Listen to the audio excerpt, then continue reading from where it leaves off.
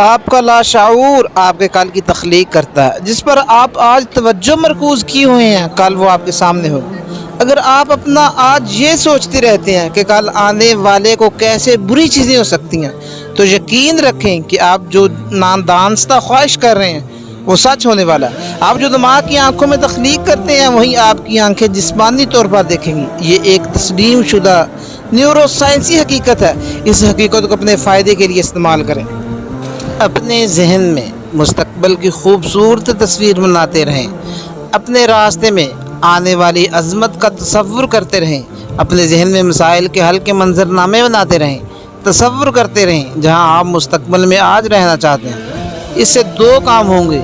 एक, आप अच्छा सोचेंगे और ये अच्छी सोच आपको अच्छी चीज़ों से वाबस्ता करेगी। दो, आपका अल्लाह ताला पर यकीन मजबूत होता है और अल्लाह आपके करीब हो जाते हैं।